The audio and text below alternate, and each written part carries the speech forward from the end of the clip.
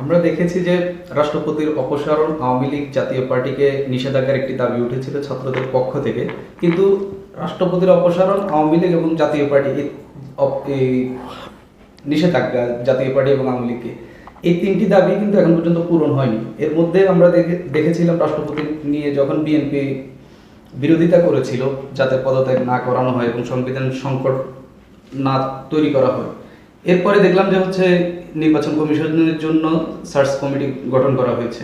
তো এতে কি ছাত্রদের এক ধরনের পরাজয় হলো কিনা এবং সংস্কার কাজ কি একটু গুরুত্বহীন হয়ে যাচ্ছে কিনা? শুনেন, এই ছাত্রদের পরাজয়ের সঙ্গে সংস্কার কাজের গুরুত্বর কোনো সম্পর্ক নাই।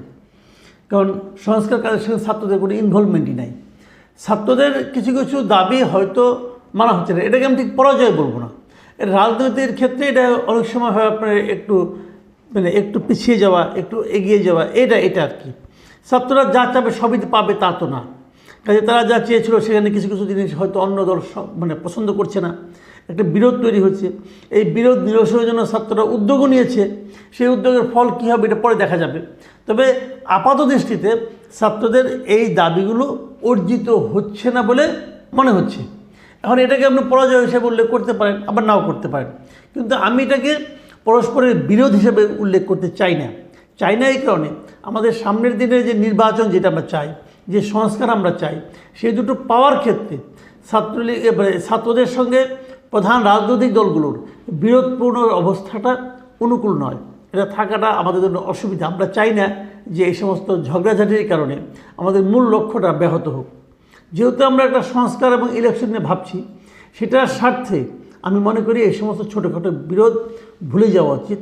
পরস্পরের সঙ্গে মিলেমিশে তাদের সিদ্ধান্তগুলি নেওয়া উচিত এবং তাদের সবাই উচিত হবে তাদের যে তারা এই সরকারকে হেল্প করবে।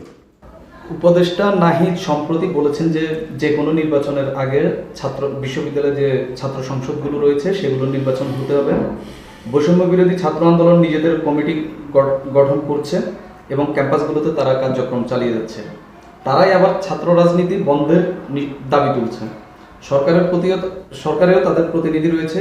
এই অবস্থায় যদি ছাত্র সংসদ নির্বাচন হয়, সেগুলো কি সরকারি প্রভাবমুক্ত এবং গণতান্ত্রিক হবে কিনা? এটা আসলে বলা কঠিন। কারণ দেখেন, সর্বশেষ যে ডাকসু ইলেকশনটা হলো সেটা তো আওয়ামী লীগ আমলে হয়েছে। সেখানে কি খুব সরকারি প্রভাব থাকলে তারা নূর পাস করলে কী হবে? তো কাজে এগুলো আসলে বলা কঠিন। অতটা সরকারি প্রভাব থাকবে না আমি মনে করি না। আমি মনে করি ইলেকশন যদি হয় নিরপেক্ষ হবে, কিন্তু সেই ইলেকশনটা তারা কবে দিতে পারবে এটা নিয়ে আমার একটু সন্দেহ আছে। কারণ সেই ইলেকশনে কারা জিতবে, কাদেরকে আপনি বাতিল, যেমন ছাত্রলীগকে আপনি বাতিল করে দিচ্ছেন, তো ছাত্রলীগ যারা করতো তারা কি ইলেকশনে অংশ নেবে না? তারা যদি অন্য কোনো নামে অংশ নেয় তো সেটার ফল কী হবে? তো এগুলি নানা রকম জটিলতা আছে। ইলেকশনের আগে সেই ছাত্র সংসদের নির্বাচন করতে পারলে আমি মনে করি খুব ভালো হতো। সেটা শেষ পর্যন্ত করা সম্ভব হবে কিনা আমি জানি না।